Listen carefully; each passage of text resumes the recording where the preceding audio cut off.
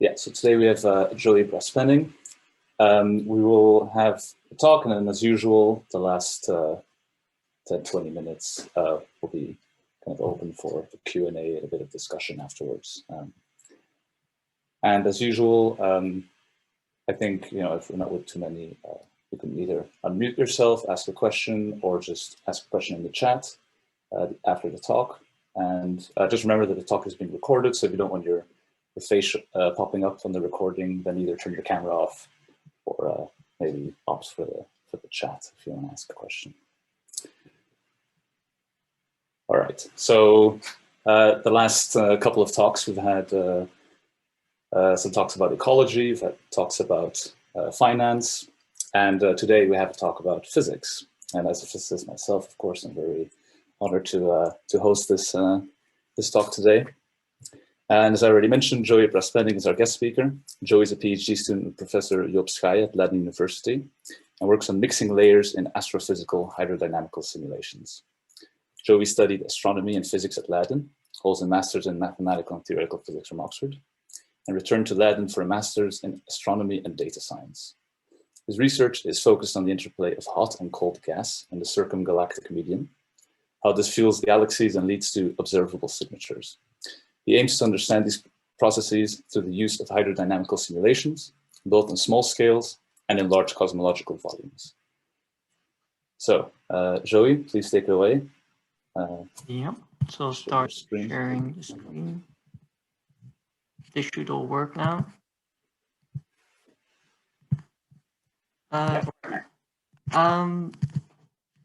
So I thought a bit about how to frame this talk, since obviously you probably all know quite a bit about simulations, but might not know that much about astrophysics. But I also don't want to bore you with an endless amount of astrophysics. So what I've tried to balance is give you sort of an introduction into why we're looking at this specific topic, then give you some more technical details about the work we've done, and then also look at the impact that those simulations have on the astrophysics you can do with them, because we use the simulations to interpret some astrophysical observations or make predictions for those. And especially towards the end, I'll focus a bit more on that. So you can also see that this is not just a technical consideration, but really has an impact on what we would infer from observations. So to get us all on the same page, I'll do a little bit of Astronomy 101, especially make things a bit more formal. So how do astronomers see certain things? And I start with, what is a galaxy? And you might have seen galaxies just from images on TV. You might have actually looked up at the sky and seen the Milky Way across the sky. But for astronomers, a galaxy is really just a collection of stars and gas, and also dark matter. But dark matter today is not relevant. So what's the galaxy? You see it here. All the little dots of light you see essentially are stars, just like our own sun. And an average Milky Way-like galaxy has about 100 billion of those. There's also galaxies which can be 10 times more massive, so they can have 1 trillion stars.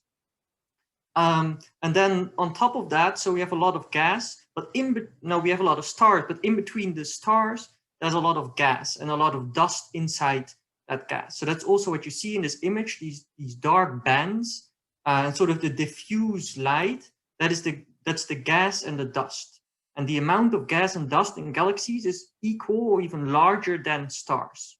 And what's quite important here, and what we will think about, is how galaxies form these stars. Because to form a star, let's go to the next slide. To form a star, you need these gaseous clouds, and inside a cloud that can collapse into a star if it's cold enough.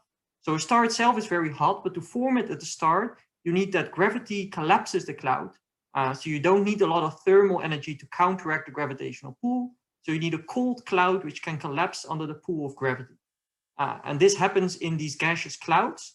And what's important here is that galaxies have a finite amount of gas with which they can form stars. If you just take sort of the start of the universe with the Big Bang, and you look at how much gas does the average galaxy have at the start of its life, and just assume that all that gas at the start is cold, because the universe started off very cold. So if you assume that all that gas is cold, then we can only form stars for a very short amount of time. So that amount of time is about a giga-year. So this is less than 10% of the age of the universe. That is just if you form all that cold gas into stars, and then after 1 giga-year, all your gas is gone. And that is not even taken into account like radiation from stars or explosions from stars, which can again reheat this gas. So it's assuming that all the gas is cold and stays cold and everything goes into stars. So it's very, very optimistic prediction. Even then, you only have 10% of the age of the universe that you can form stars. But if we just look at the sky, we see that star formation prevails for much longer times. So we need some mechanism to refuel our galaxies with cold gas. And that's really important. And the idea is that around galaxies, so you have your galaxy itself, which is the visible part, but around that there's a large halo, which mainly constitutes of dark matter, because dark matter cannot radiate. Well, it doesn't radiate. That's the point of dark matter. That's why it's dark matter. So it cannot cool down. There's no radiation to cool down the dark matter, so it stays very hot and cannot collapse until like the disk of the galaxy. So you get a very large diffuse halo around the galaxy, which contributes towards the gravity of the galaxy. There's actually outside of the visible part, there's a large halo where gas and dark matter is still bound to the galaxy gravitationally. And this is just an artist impression of this from quite a seminal review in, I think, 2017. Yes. So there's in the middle, you can see in the middle, you can see the galaxy, which is the disk with the little dots. And around that, there's gas. So the galaxy with stars that explode, or there might be black holes, which give us feedback events. And that can expel gas from the galaxy into this medium around the galaxy, which we call the circumgalactic medium. And then it can be blown completely out of the halo, or it can be recycled back onto galaxies. But we can also have accreting gas from outside of this halo. Galaxies are embedded in what we call a cosmic web, which is sort of a spider web of gas and dark matter. And that is still cold because there's never been stars formed in that. So it's still very cold gas, which we could potentially accrete onto the galaxy to keep this star formation going. But we might also recycle some of this gas, but then we need to cool the gas. And what's important here is that this circumgalactic medium is much larger than the galaxy itself, but it's also very diffuse. So the gas in that has a very low density, so you cannot see it in emission. So we actually don't really know much about the circumgalactic medium. And from this artist's impression, you might think, well, it's a very smooth medium, so it shouldn't be too hard. We could just make some very nice analytical assumptions and we're done. But then if we do simulations, we find that it's much clumpy. So here's 2 different simulation projects where people have explicitly tried to put more resolution into this circumgalactic medium. Why do we need more resolution? That's because the simulations astronomers do quite naturally follow the mass. So where there's more mass, there is a higher resolution. So if you have a galaxy which is very massive, very high density, you have a lot of resolution. But in this diffuse halo outside of the galaxy, the resolution is quite poor. So if you look from left to right, the resolution increases. If you look at the top left 3 panels, you can see on the left, it's already quite, it's much more chaotic than we had in the previous art impression, but it's quite smooth still. The scales are quite large. If you consider that sort of this dark blue region in the middle is the entire galaxy, then the clumps are maybe 1/3 of the galaxy in size, but not much smaller. Then towards the right, we increase the galaxy and we increase the resolution in the circumgalactic medium in 2 steps. You can see it gets much more clumpier. There's also very sharp gradients. And if you look close to this dark blue disk, you can see that there's a bunch of clumps around this disk, which are very dense and very small scale. That's on top of sort of this turbulent background, which we also have. Then on the bottom right, there's another by the Foggy team. They have an entire suite of simulations. And one of them is trying to do this, going from left to right and again, increasing resolution. And on the top panel, you see the density. So you can see that we already have these filaments in the low resolution, but then towards the high resolution, we get more filaments, but also the filaments themselves get larger gradients in density, become much clumpier. You also get this very underdense region towards the top right, which is much less pronounced in the left hand at a lower resolution. And then the bottom figure is also very interesting because this is the temperature of the gas. So you can see in the low resolution, we sort of have this large plume of low temperature gas. This is the dark region. But in the higher resolution, this low temperature gas is much more distributed, much more chaotically distributed throughout this circumgalactic medium. There's no longer one clearly defined region. And this is really what we think is happening, that the cold gas is very clumpy in the circumgalactic medium. So I've just made some very simple sketches for you to hopefully elucidate this a bit more, just to give you an idea, how is the cold gas distributed? So just start with this idea that we have a galaxy in the center and the circumgalactic medium around it, which in general is quite hot, because we can also do observations in, for example, far ultraviolet or the X-rays, and we see that there's a large halo of hot gas around the galaxies. But somehow the cold gas comes in, and we need this cold gas to keep the star formation going. So where is this cold gas? It might be that we're just accreting from this cosmic web. So there are large streams. There might be different filaments from this cosmic web, some large and some smaller. They just penetrate right through the CGM and give us these large streams. This is actually probably ruled out by observations because there would only be a few streams and most of the halo would be empty of cold gas, only hot gas. If we do observations, we see that there's much more of the halo is filled with cold gas. So another idea is that we might expel cold gas from the galaxy by explosion. So I've just colored in like a yellow region in the upper right part of the galaxy. Then we just expel cold gas. If you have an explosion and the gas around that explosion is quite cold, then we might push that cold gas out of the galaxy. This doesn't really help us yet with giving us more cold gas to form new stars, because now we've lost cold gas. So we somehow, this cold gas which we've pushed out, we need to multiply it and then regain it onto the galaxy. So let's think, are there any observational constraints? And there are. What we can do is have background quasars. So these are very bright objects which are behind the galaxy.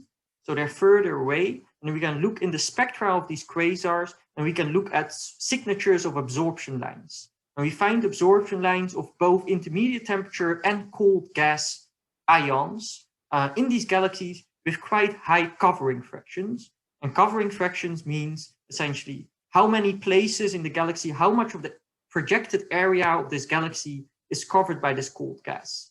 The downside of these quasar observations is we only have one sideline, one quasar typically per galaxy. So you need a very large statistical sample to make any reasonable claim.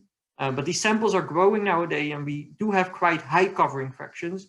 So essentially, no matter where you look in the galaxy, there's always some cold gas. So this is the prevailing idea now, that we have this multitude of cold clumps in the circumgalactic medium. There might still be these streams from the cosmic web coming in, but they are, well, they're probably not that important, or at least they do not create this high covering fraction. So now we still haven't solved a problem, which is how does this cold gas survive? So we might have frequent expulsions from the galaxy or continuous accretion from the cosmic web, but they both, the cosmic web could give us cold gas, but it's probably not enough. Well, we're probably quite sure it's not enough. And these expulsions from the galaxy, they drive away cold gas, so we need to regain it. So there must be some other mechanism which helps us gain cold gas in the galaxy. And this mechanism is rapid cooling. So if we expel cold gas from the galaxy, it mixes with the hot gas around it and it gets to an intermediate temperature. And if we just do the physics of radiative transfer, we find that at these intermediate temperatures, there are specific metal lines. So if I say metal, I'm an astronomer, and metals for astronomers mean any species, any element that is heavier than helium. So oxygen is a metal in our world. There's a couple metal lines in these intermediate temperature gas, and I'm talking about 10,000 to 100,000 degrees, that's intermediate temperature, which radiate very strongly. And we can get very rapid cooling. And turns out that if you're hotter, you do not have this rapid cooling. If you're colder, you also don't have it.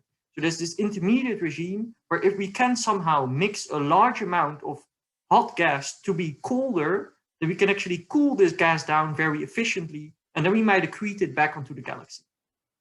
So this is the idea that we try to solve.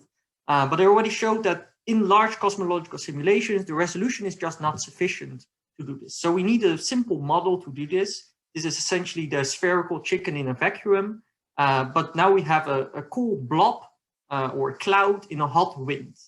So this is the idea is that this is cold galactic gas, so gas inside the galaxy, which is being hit by a hot wind. This might be some feedback event from a black hole. This might also be a supernova explosion, so a star at the end of its life exploding, and then this hot wind is coming onto the cold cloud.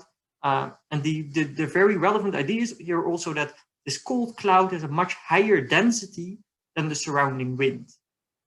So what might happen here, I've made the cloud smaller. So you see the small blue cloud here.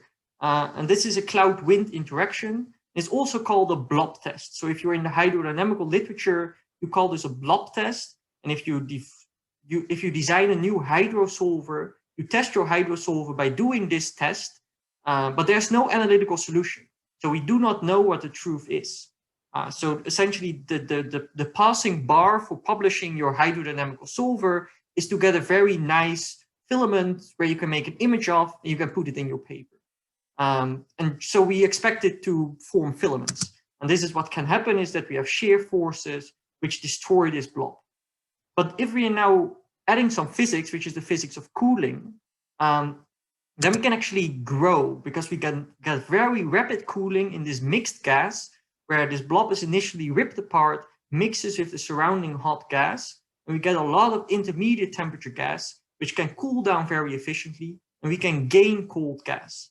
So it might no longer look like the original cloud we had, which was spherical, but we gain an enormous amount of mass of cold gas, which we might then reaccrete onto the galaxy. But that's a different problem. We're not talking about reaccretion. We're really talking here about what is happening with these clouds in the wind. So how does this look like in a simulation? I think this movie should work. But it should be a movie now. If you don't see it, give me a shout. But the idea is you have a cloud, just giving you a hydrogen density here, which is 10 to the minus 2 particles per cubic centimeter. And there's a temperature of 10 to the 4 Kelvin, so 10,000 Kelvin. And the wind around it is 100 times lower density and 100 times higher temperature. That is because we have pressure balance. If you wouldn't have pressure balance, this cloud would either implode or explode, and you wouldn't have this nice shear forces ripping it apart. So there's one very important formula which well, essentially governs this entire system, or what people think governs this entire system, which is the cloud crushing time. You can be reassured this is the only formula you will see today. So the cloud crushing time is this chi, which is the density contrast, then the radius of the cloud divided by the velocity of the wind. So this is, we imagine these winds as being a shock hitting the cloud, and this is the time that the shock takes to propagate through the cloud to the center of the cloud. So that's why the chi is there, because the sound speed inside the cloud is different by this factor chi compared to the surroundings. So this is how long the shock takes to get to the center of the cloud. This is not when you expect that the entire cloud has disappeared, but it is sort of a time scale when it should become dynamically unstable and might start to fragment. To give you an idea, the simulation, which I'm showing as a movie loop here, runs for about 12 of these cloud crushing times. So you can see that at the start, it definitely takes more than one cloud crushing time for the cloud to disappear, but within like 10, 12 cloud crushing times, it has largely disappeared. So this is really what we're studying, and maybe also important to note here, it is in the image, but there is a Mach number of the wind of 1.5. So this wind is supersonic, which is also what we think is realistic in the astrophysical application. So next is what I mentioned already, this cooling. So the cooling is important, and this was really shown in this paper by Max Gronke and Peng O in 2018, and this really spurred this field. So this field is quite young. Since 2018, I think there's quite a lot of papers. There's at least 25, which is, I think, a lot for such a niche field. But it all started more or less with this paper where they show that if you have slow cooling or fast cooling, this is no longer this physically motivated cooling, which I talked about, where you think about the temperature and you also take into account the density and how much metals there are in the gas, and you actually do radiative transfer. And you think how much does it cool? This is just a very simple model. You either cool slowly or you cool very fast. And then the cooling is only effective in this intermediate temperature range. That's how they designed it. And you can see on the left, if you have slow cooling, then the bottom figure is 12 cloud crushing times in this case. And within 12 cloud crushing times, the blob has mostly disappeared. There's a number in there which says that 5% of the original cloud mass remains in a dense phase. So the rest has just disappeared into the background. But if you have fast cooling, you see that you get this very long filament, which no longer looks like a cloud, but is actually gaining mass. So at the end, you end with 2.61 cloud masses. You've actually gained more than 100% in mass within just 12 cloud crushing times. So you can very effectively gain mass if you have very strong cooling. This cooling that they implement here is unrealistically strong, but it's just to show you that you can get very rapid growth of these clouds if you have this cooling. So they show this more qualitatively or more quantitatively in this image where the color gives you the cooling time over the cloud crushing time. So if it's low, that means you cool faster than you crush your cloud. So that's the blue, and you can see the blue actually gains mass, whereas the deep red, where this is the other way around, you lose mass. And this is really, there's a couple other time scales you can define for instabilities, but you always find essentially this relation that if your cloud cools faster, or well, actually it's the cooling time of the mixed gas. If the gas, which is at this intermediate temperature, cools faster, then that the cloud gets disrupted, then you can grow. This also makes sense. It just tells you that if the mass growth rate is higher than the mass loss rate, then you grow, and that makes intuitively sense. But it's interesting to see that it also works out so well with this cooling. So then people took this much farther, actually, this blob test or this cloud-wind interaction, which I also just want to show to highlight you that this isn't just looking at these idealized clouds. This is looking at an entire galaxy. So the stuff, the dark bar you see in the bottom of this image is an entire galaxy. And there's star formation going on in the simulation. There are black holes. There's just dynamics going on in the galaxy. It's a spiral galaxy, which is just rotating. There's feedback, there's stars exploding, black hole feedback. Everything is happening in the galaxy. But what's special here is that they've put it in a hot wind. And the idea is that if you have a galaxy which falls into a cluster of galaxies, such clusters typically have a lot of diffuse hot gas in them. If you let the galaxy fall into that hot gas, you also get RAM pressure stripping. But here they specifically look at these clouds. And you can see that a lot of these clouds are forming. Also smaller clouds, which then in themselves become these cold clouds. But actually what they find is that the amount of gas that is still dense actually grows with time. This is again showing that if you, here it's with realistic cooling, if you have realistic cooling and you put a galaxy, an entire galaxy into a hot wind, you can also grow your amount of cold gas. It's no longer in the galaxy. You probably won't form stars because there's too much dynamic disruption, but you do grow the amount of cold gas. So then this field went off and produced as many physical implementations as they could. I'm just showing a very small selection here. But we essentially found out, which is the leftmost figure, that you don't even need a hot wind. You can just have radiation. So just radiation pressure from stars pushing this cloud away. That is already sufficient to fragment it. And then with the cooling, you can grow again. You can also have an entire queue of clouds, because obviously you won't have a spherical cloud. So maybe you have a very elongated structure. That can happen.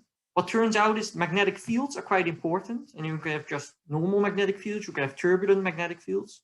You can also add conduction, thermal conduction. Then things tend to get a bit smoother. So you don't get that much fragmentation, but it smooths out a bit. And then the slow, fast cooling, which already shown. And this is done by a lot of authors. And what is then done by others again is to combine these papers and to give you sort of overall analytical considerations for when your cloud is supposed to grow. So they take this and they take some sort of average and they tell you, well, if your cloud is larger than this size and the cooling time is larger than that, or the mass of the cloud is higher than a certain threshold, then you can expect it to grow.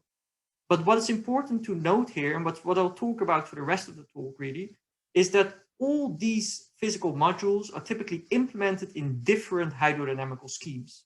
So people have once picked a hydrodynamical scheme, probably the hydrodynamical scheme that they're PhD advisor worked with, and they've stuck with it for their entire lives. And they've implemented all the physical modules, which they've put a lot of effort in, specifically made for that hydrodynamical scheme and that code body. And it doesn't work in any others. Well, they could implement it, but it takes a lot of time. So everyone uses their own scheme, and there's sort of the implicit assumption that all those schemes produce the same result, which is to some degree that is true, because if they do cosmological simulations with these different schemes, they do find different results, but it is mostly attributed to the different physics modules that they use. So they might use a different module for how stars form or for how stars explode. And that gives different results. But it's assumed that the hydrodynamics, and they also find it in large cosmological simulations, that the hydrodynamics is more or less unaffected. That's also why in these hydrodynamics papers, they show a lot of plots doing test problems. One of them is this blob test, and they typically show, all they show is nice figures. But I'll try to do a more thorough comparison here between a couple of different codes, and really see how close they are on some key variables that we care about. So I'll be talking about 5 different hydrodynamical solvers. They're an SpH code, so this is smooth particle hydrodynamics. There's a moving mesh code, 2 meshless codes, and a grid code. So the grid code is very simple. This is the first thing I think you would do if you ever design a simulation from scratch and you want to be very simple. Take your volume, divide it in little cubes. And then if something starts streaming through it, you just do some physics on the interfaces of those cubes. You exchange mass, you exchange energy and stuff. Then what we use here is with adaptive mesh refinement. So in higher density regions, the resolution of those cubes is higher. So that's the grid code. We use here Athena++. The SpH code, so I'm just showing some figures here in the bottom. The SpH code is the rightmost. So this is smooth particle hydrodynamics. You essentially assume you have a very smooth fluid, and then you just have interpolation points in that fluid. And if you want to know a quantity at any point in your fluid, you interpolate between different points. You take a certain number of neighbors, you have an interpolation kernel, and you can interpolate to any point in your volume, any quantity you like. The downside here is that these interpolation kernels are spherical. So there is a certain assumption that your volume and the particles, or the particles which are your interpolation points, that they are nicely distributed such that such spherical kernels work well. And typically it works really well. There's the moving mesh code then, which is, we use here a repo, that's the middle image. And now you do something very different. You still take points in your fluid, but now you make a Voronoi tessellation. So you take all the volume, which is closer to that point than to any other point.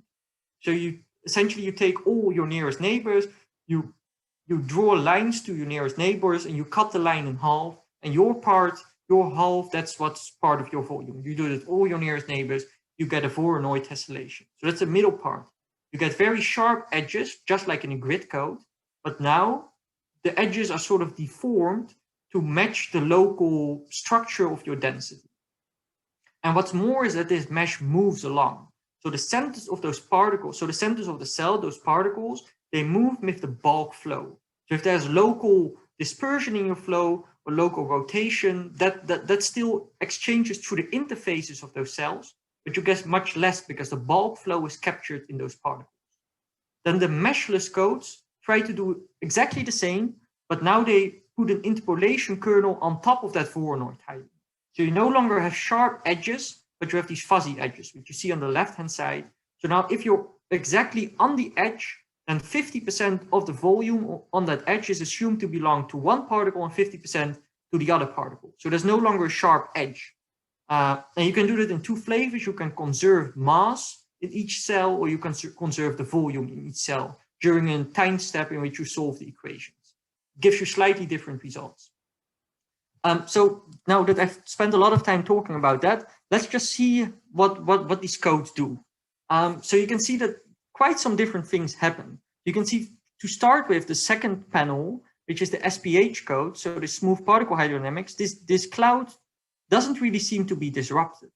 But then just look at all the others, a lot of different things are happening here as well. So to emphasize again, there's no physics in here, or no physics beyond the hydrodynamics. This is pure hydrodynamics. There's no cooling, there's no conduction, there's nothing here except hydrodynamics. So all these codes should be solving the exact same equations, just using a different method to partition the volume of the simulation. So, for example, looking at the grid code, you can see a very straight line, sort of a horizontal line forming, which is really due to effects that the grid code is just a very regular grid. So if you want to pass fluid in a horizontal fashion through that grid, that is much easier than passing it in any other direction. It just works better. That's why you form this horizontal bar. You can look at some of the other codes in the bottom. You can see that after an initial phase, they sort of seem to blow up a shell outside of them. And then these two meshless codes, after that, they just disappear completely into the background. But look at the moving mesh code that conserves sort of a dense core, even after this initial blowout has occurred. So there is a lot of difference between these codes. But this is just looking at pretty images.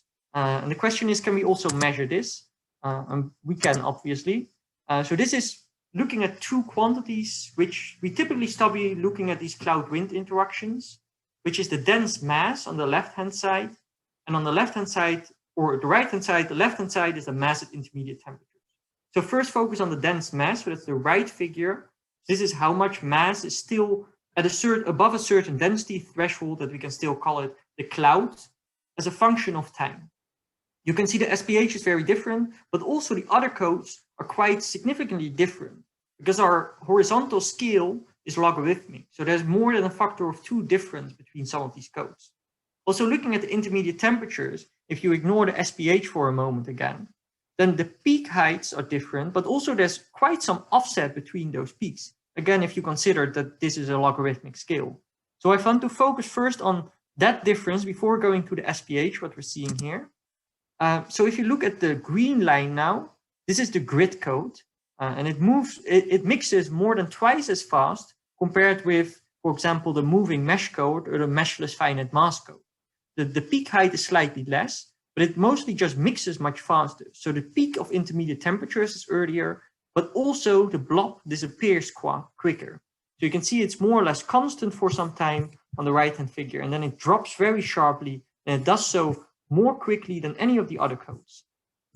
So can we try to understand physically what's happening here? And we do understand what happens here, which is that there's artificial conduction in grid codes. So I'm just trying to illustrate it here, is that imagine you have in your grids code, you have a cell in which there's cold gas, only cold gas. And there's a hot wind coming on, which is the red stuff here. So the hot wind is pushing into the cell, it's not yet in it.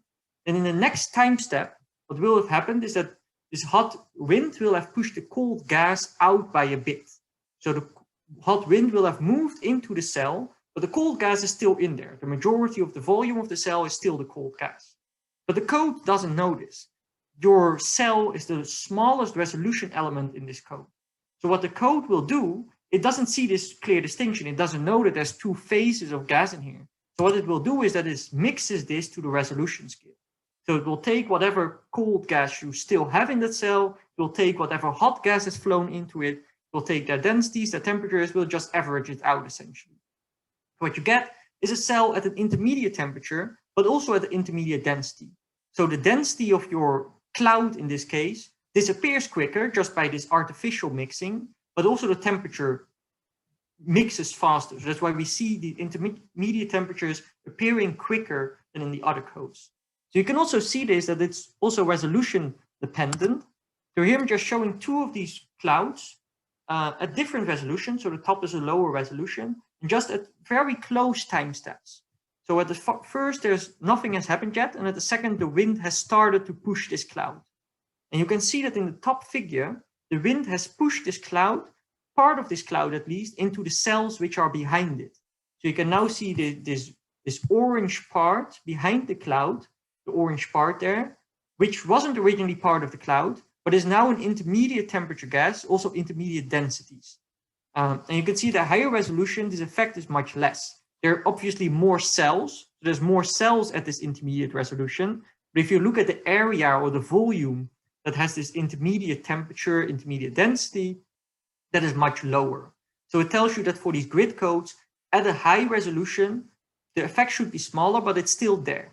And we actually find that beyond a certain resolution, there's no change anymore, but there's still an effect. And all the images I've shown you so far are for resolutions where we no longer worry about whether we have resolution effects or not. Seems all converged. So artificial conduction here really gives you more mixed gas and a quicker cloud destruction. So then going to sort of the elephant in the room, which we still had, which is the SpH codes, which are completely different. It takes them much longer for the cloud to crush, and the intermediate temperature, it's still climbing. I mean, it hasn't even reached a peak yet. So something must be going on here, which makes it really difficult. So just to give you an overview, very quick idea of how this SpH works in slightly more detail. So we have this kernel in which we interpolate. So this is essentially the radius within which you look for neighboring particles, which you take into account when doing the interpolation. But the radius in which you look for neighboring particles depends on density. In a high density region, this radius is much smaller because there will simply be more particles close together. And you're essentially aiming for a number of particles that you need to do proper interpolation. And you have a smaller volume you need to get the same number of particles at high density. And at low density, you need a much larger volume. And this might be a problem for us because what we find is that in our cloud interactions, we have a very sharp edge for the density. So we get very high density material next to very low density materials. So there will be very different smoothing lengths. So very different areas in which we are looking for neighbors compared for the wind particles and the particles in the cloud. What's also important is there's no numerical diffusion. So before, for this grid code, we had this artificial conduction or diffusion, you can also call it, where we automatically diffused gas into intermediate temperatures, intermediate densities. That doesn't happen at all in SpH. So what we have to do is implement some numerical artificial conduction, and that is also typically done. So one thing we can think about is, well, clearly it had an effect on this grid code because it mixed much faster. So maybe we can achieve the same effect by increasing our diffusion. So that's one of the things we did here. And the colors indicate that we get more diffusion. So the blue line has the highest diffusion. And you can see that increasing the diffusion seems to crush this cloud much quicker. The dense mass really, well, the line looks a bit different, but it's sort of at the end of the simulation, at least the cloud has gone. So, and the intermediate temperatures, it's still not great. At least we get a peak. The peak is much lower. It's a bit later than this moving mesh code, but it seems to be moving in the right direction. Well, that is until you look at the movies. So this is the movies for these diffusion clouds. So at the top, you see the normal SpH. Towards the bottom, we're increasing the diffusion. So you see that indeed the cloud is disappearing. We get a bit more intermediate density gas. But what you also see is that this looks very different from all the other codes in which you got fragmentation of the cloud and then these filaments or cloudlets floating around and slowly diffusing into the background. Here you don't get any fragmentation at all. All what happens is diffusion into the background of the main clouds. So we're actually posed with a different question here now, which is, if diffusion is not important, then why is it that SpH is unable to fragment our clouds? So there's clearly more going on. And what I already mentioned is perhaps the problem is the resolution difference with the wind. So I don't mean mass resolution. In principle, all our particles have the same mass, but there is a different particle resolution simply because the density of the wind is much lower. Our density contrast is actually 100. It's 100 times lower in the wind. That means that the interparticle distance in the wind is much higher. So the radius within which we're looking for neighbors is different. So what we've tried here is adding more particles in the wind. So simply keeping the same density in the wind, but now we decrease the mass of our particles in the wind. That shouldn't be a problem for SpH, it can handle that. But now we have more particles. So a particle in the cloud, which might initially have problems with finding neighbors, simply because there are very few wind particles, they're quite far away probably, and this cloud is a high density, so only searches in a small region. Now there are more wind particles, actually the same number of wind particles. The number density of wind particles is the same as the number density of cloud particles. So it should be able to find these particles. But well, you can see that here the green line is this attempt of doing this. And it has very little effect on the dense mass. And it actually produces less intermediate temperature gas. So by this point, we're a bit confused because what's going on here? If we're looking at what's essentially a very good problem to study mixing, which is the Kelvin-Helmholtz instability, both of these codes, so the moving mesh code here on the left, this is really the code I'm using. On the right, the specific SpH implementation I'm using. They both show good mixing in this Kelvin-Helmholtz instability. So because people always tend to make their plots at slightly different times, slightly different resolution, the left has a slightly higher resolution than the right. But you see that both of them essentially mix quite well. So they are, here there's also a density contrast, and they are apparently able to find particles in this outside layer and mix with it and produce these beautifully mixed images with instabilities.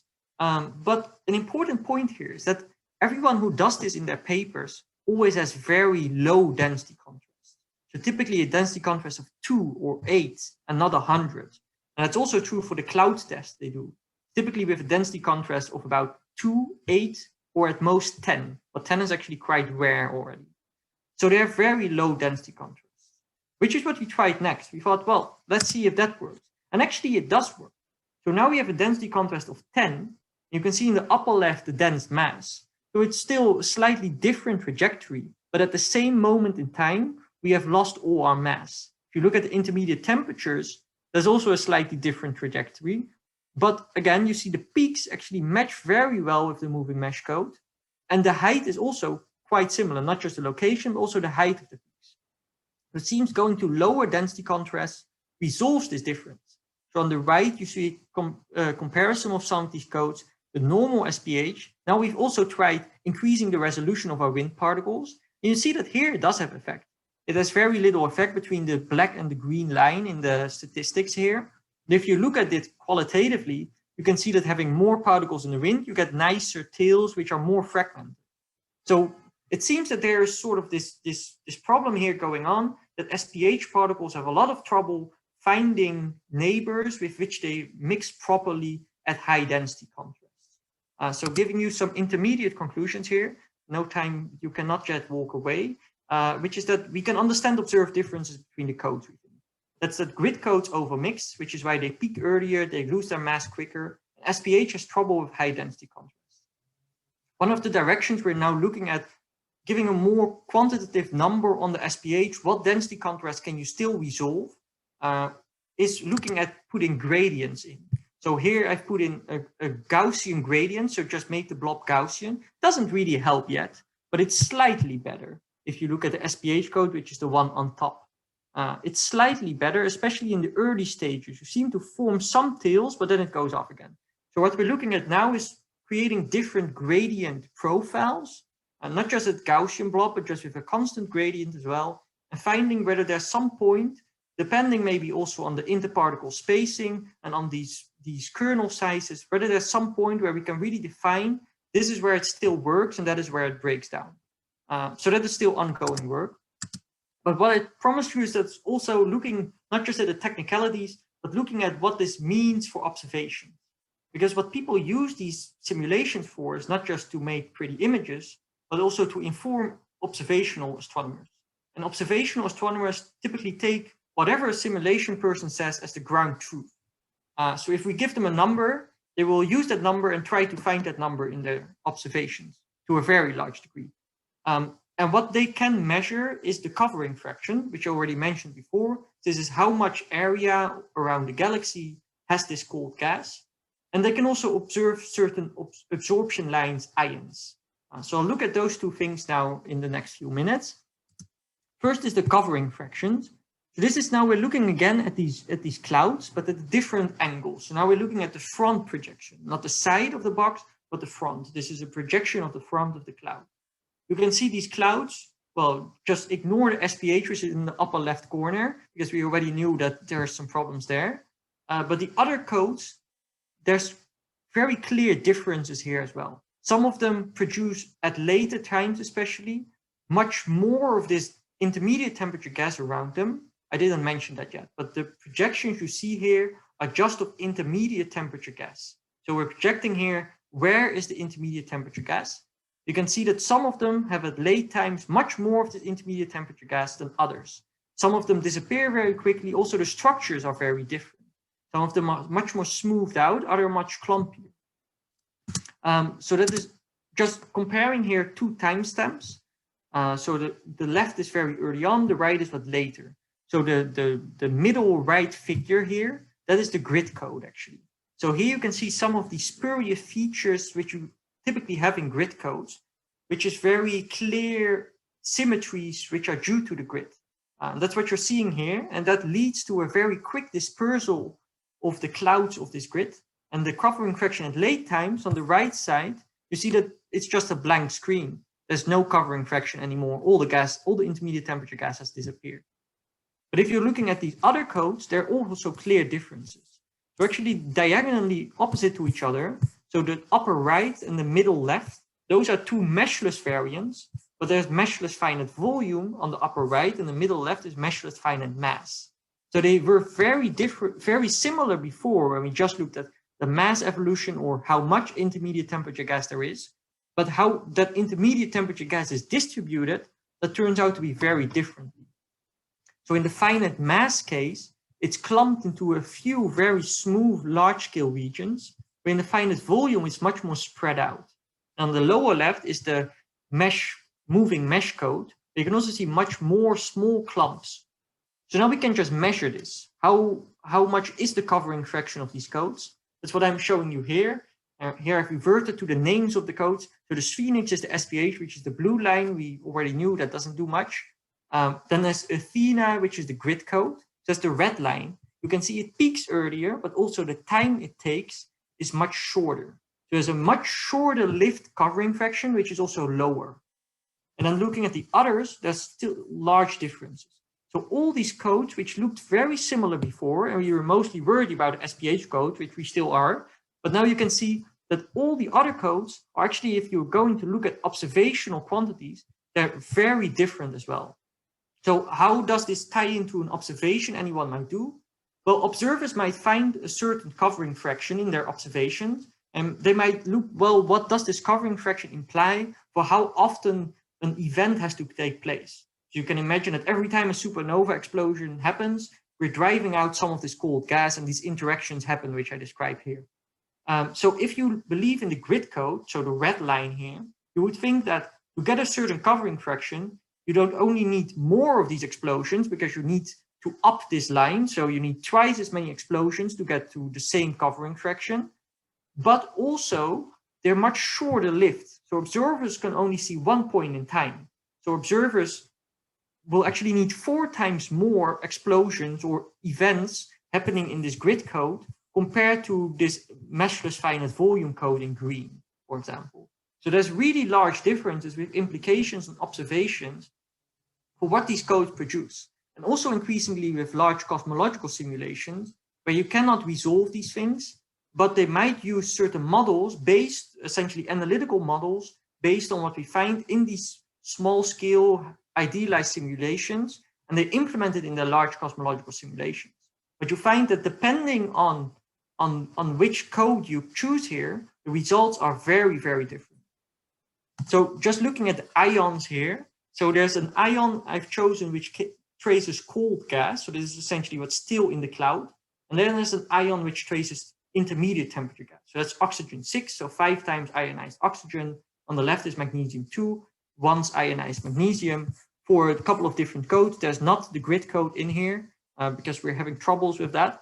But you can see here that on the left of the solid line in the magnesium figure, that's where 50% of the cold gas still remains. After that, the cold gas disappears very quickly, so we're not looking there. Just on the left, this is essentially magnesium here, but assuming the same metallicity, we're assuming the same redshift, so where they are in the history of the universe. So this only depends on the temperature and the density. So we set the temperature and the density in these codes at the start, they all have the exact same initial conditions. So any difference you see to the left of this line is actually the internal density and temperature structure of the cold phase. So this is no longer looking at how quickly this cold phase disappears, but this is just looking at what remains of the cold phase, and any differences you see are the differences inside that remaining cold phase as a function of time. And you can see especially the moving mesh code, which is really on top here, produces almost double as much of this magnesium-2, so double the amount of this magnesium-2 compared to the other codes. And that must be due to some internal density or temperature structure that is created when we evolve these codes. And on the right-hand side, you have to look between the two solid lines. That is when the intermediate temperature fraction peaks.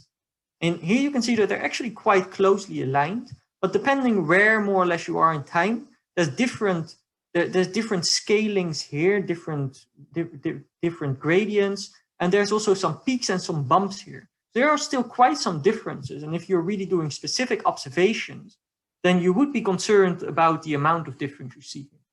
So really giving you the conclusions now, which is that the choice of the hydrodynamical method has a large impact on the predicted quantities that we have. And these quantities are not just important for observational astronomers, but also for people doing simulations and who might use one of these models as a subgrid model in their larger cosmological simulation. And even we find that in the same phase, so either in the hot or the cold on the intermediate temperature phase, in the same phase, the ion fractions can differ quite a lot depending on the method. So that's, I think, where I will leave you and take any questions if there are any. All right, thank you, Joey, for that very nice talk. Definitely lived up to the title of our simulation-based science event. So I can see that Gabor has raised his hand. So please go ahead and unmute yourself. Yeah, indeed, thanks. So thank you for the presentation. I was wondering, and maybe I just missed it, what is exactly the equation that you are solving with this method? So we're just solving hydrodynamical equations. So it's just fluid mechanics, essentially. Yeah, that part I understand, but which equation? Because hydrodynamics can include lots of versions of Navier-Stokes. You might couple it with thermodynamics. You might use some sort of relativistic corrections and whatnot. So this can go much deeper than just hydrodynamics, at least I think. It's very simple. There's no fancy stuff like relativistic corrections. It's really the basic equations of hydrodynamics. Nothing more. There's also no thermal conduction or anything.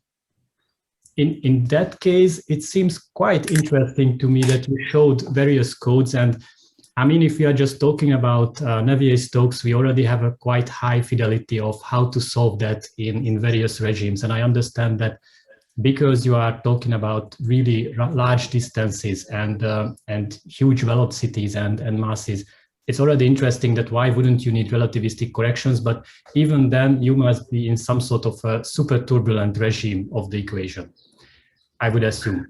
And we have quite a lot of knowledge how to solve those numerically, those equations exactly. So when you show 5 different simulation methods and they yield 5 different results, that seem to me quite interesting, how that can happen. Yeah, so I will immediately admit that I have no very deep knowledge about these hydrodynamical methods. I'm sure you have more of this on the side of it, but but these are I'm sure these are very good methods because they've been tested in astrophysics for a long time, been used for a long time. But yeah, so the difference we find that we're actually quite surprised as well that they are this large. Mm-hmm. All right. And then you say that every group has his own method, and it sounds kind of like a religion, who believes in what, because the results don't add up fully. So I guess not all 5 can be true. No, so the problem really here is that all these 5 produce really good results on test problems where we have analytical solutions. But this is the kind of problem where we no longer have an analytical solution. So we do not know what the truth is. And that's really the problem. It's probably somewhere in between, you know. We're pretty sure that what's happening in the SbS code is probably wrong because we can see what's going wrong. But also in the other codes, there's some differences. And we think result will be somewhere in between, but we don't know. So. That's super interesting. And when you are talking with an observation group, I don't know, who's working with SDSS or some large telescope system, how do you convince them that they should look for the numbers that you find instead of the other 4 groups' numbers? Because they typically choose whatever paper they have read last. But they also give us a couple of numbers, like the covering fractions. They can measure that without any theoretical input. because they can just measure how many sidelines intersect like cold gas or intermediate temperature gas. So there are some things which they can do independent of the model they assume. All right.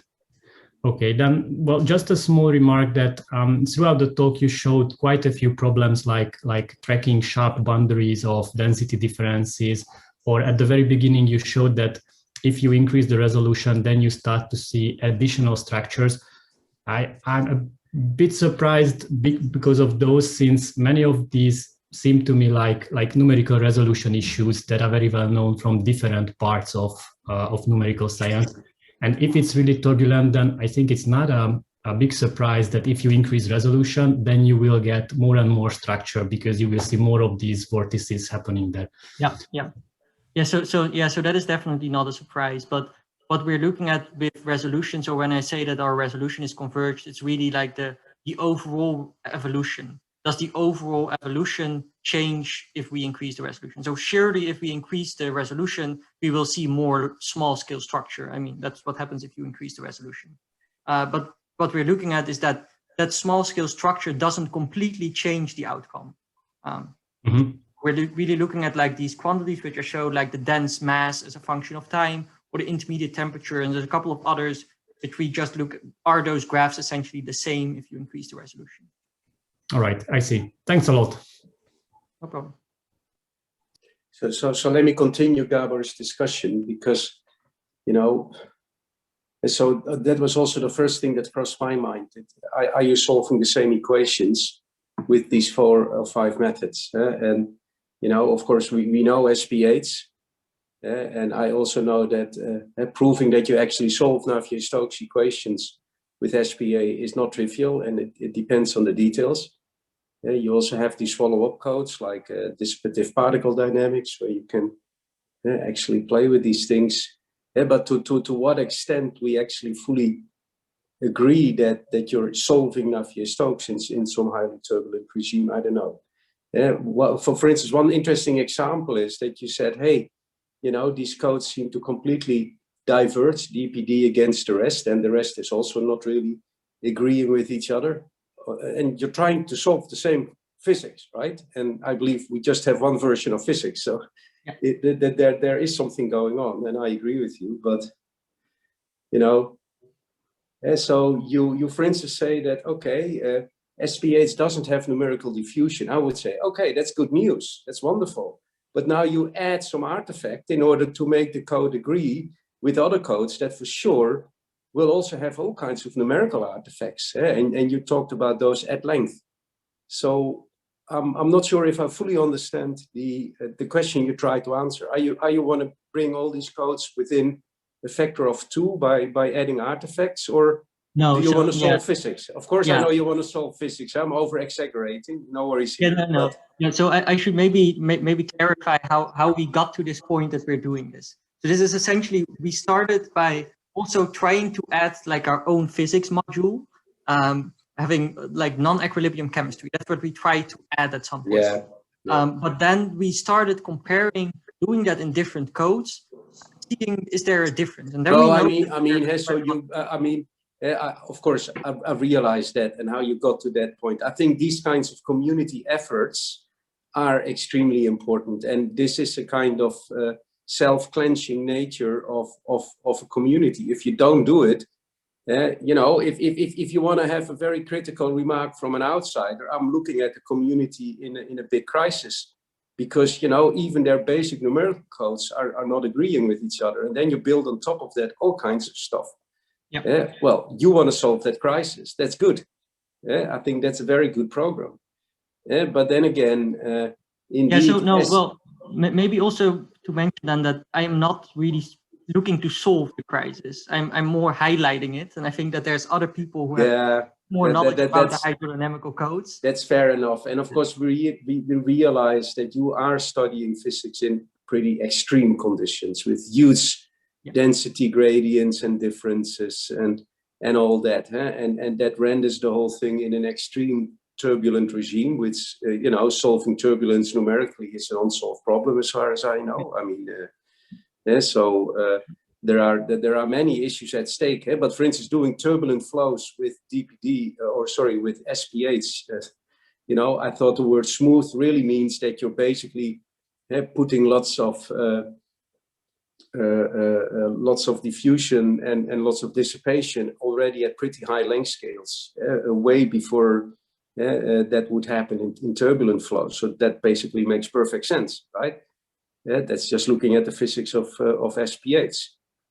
So again, you know, maybe step one should be verification. Are my codes actually solving the same equations? Did we not stick in somewhere artificial diffusivities that render the whole thing in another turbulent regime, or questions like that? And then all the explanations you gave, I guess, would make very much sense. And now I'm repeating Gabor. Of course, in the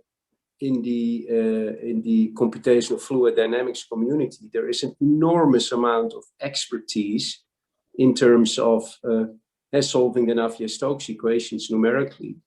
And I'm sure that again, your physics is in any sense at the extreme scale, and but still, for instance, we have seen wonderful work at the CWI, for instance, Centrum voor Wiskunde en Informatica here in Amsterdam, looking at also very extreme systems, turbulence with very small boundary layers, and trying to get those things in all kinds of levels of accuracy. And it could be interesting to just have a chat with these people and see if they could help you. And that is completely in the spirit of this community, the simulation-based science community. We have many people from many different domains, and we try to help each other a little bit. This could be a way forward. Thank you. It was an interesting talk. Thank you. I think that's also really what we're looking at, because at the moment we're just still trying, like, for ourselves to solve out if we can find some conditions. But I mean, after that, we also have to start. You may want to talk to Dan Kommelin at the CWI. Yeah. And I know one of your colleagues in Leiden, and Simon Portugues-Zwart, very well, and Simon knows Dan again. So that is a very simple, you know, a very simple link. But I can talk to Simon as well. It would at least be an interesting try and see if you know, it happened to me sometimes that the numerical analysis coming from math just told me, oh, but you're looking at this and this, and then he threw a few highly mathematical papers at me, but that did solve the problem. So that could be helpful. Yeah, thanks for that. Thanks a lot. All right. Thanks for the questions. We're slightly over time, but maybe if somebody has like a final, very quick question. If not, I guess we can finish it up. All right, so it doesn't seem like there's any questions anymore. Okay, so thank you for all attending, and thank you, Joey, for that interesting talk. And have a nice weekend. Enjoy the great weather.